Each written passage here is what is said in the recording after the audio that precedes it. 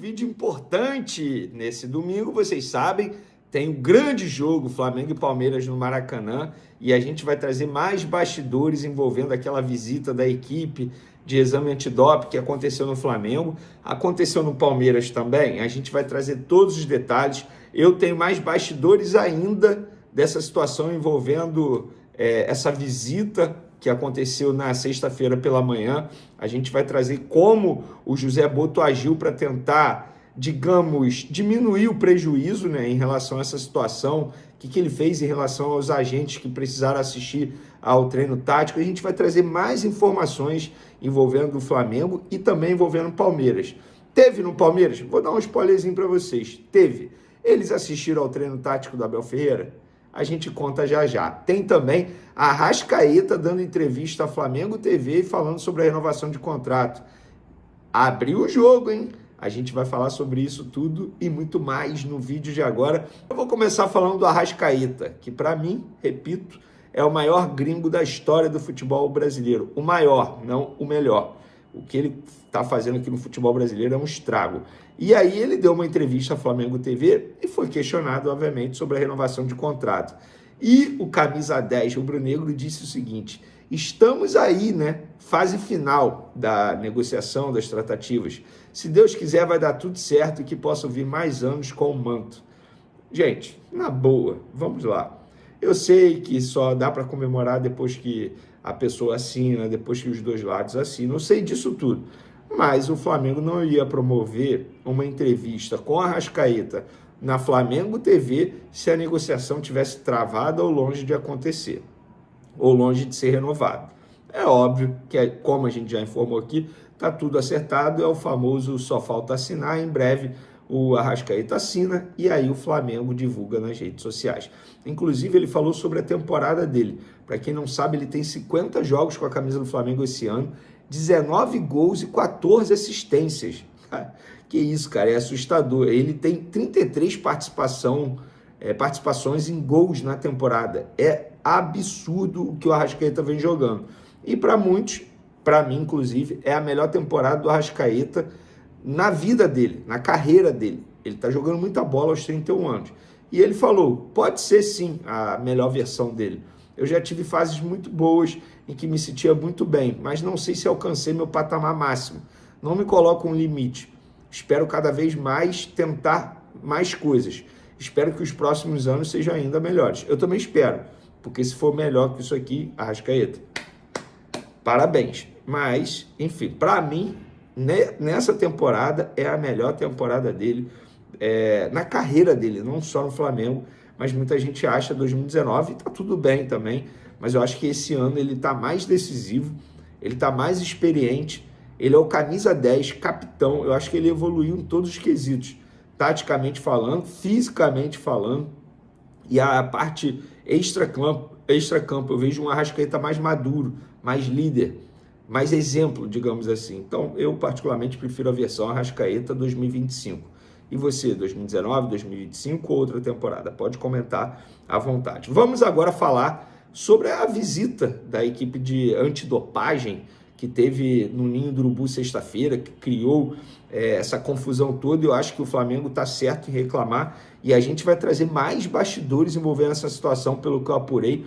Os primeiros revoltados com isso, com essa situação toda, foram José Botto e Gabriel Skinner. Para quem não sabe, Gabriel Skinner é gerente de futebol do Flamengo, então é um dirigente do Flamengo. Os dois dirigentes já estavam no CT quando a equipe chegou ao Ninho do Urubu, porque eles chegam muito cedo quando o treino é de manhã. Na verdade, eles chegam muito cedo todo dia. E os dois dirigentes tiveram uma discussão acalorada com os agentes da Autoridade Brasileira de Controle de Dopagem, que é a ABCD.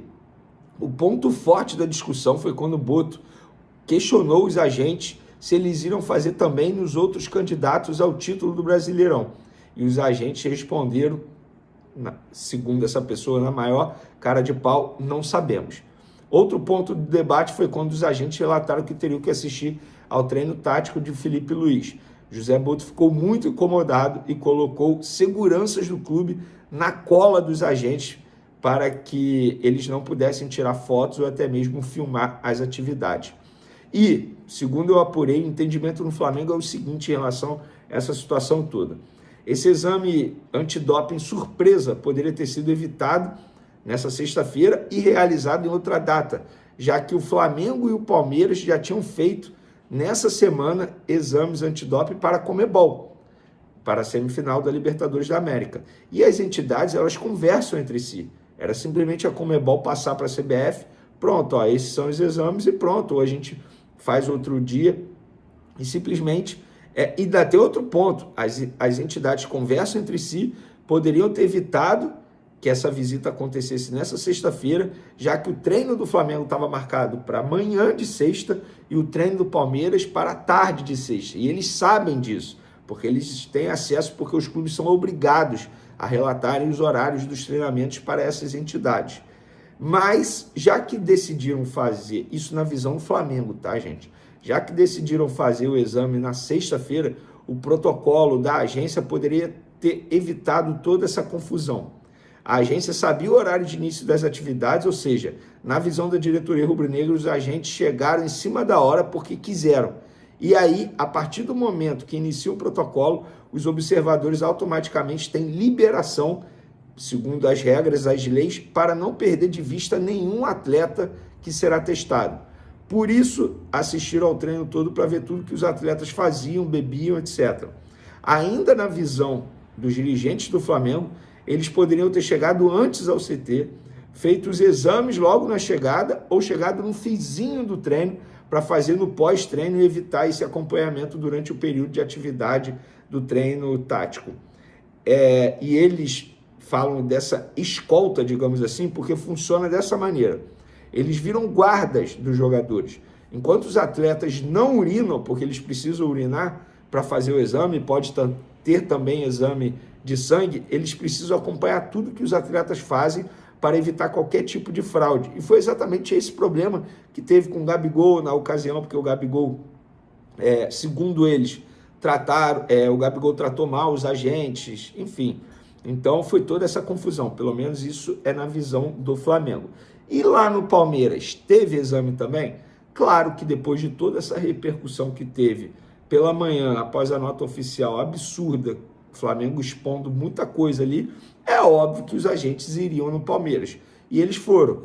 E o Palmeiras divulgou o seguinte: a equipe da Autoridade Brasileira de Controle de Dopagem está neste momento na academia de futebol para realizar testes com atletas do elenco do Palmeiras.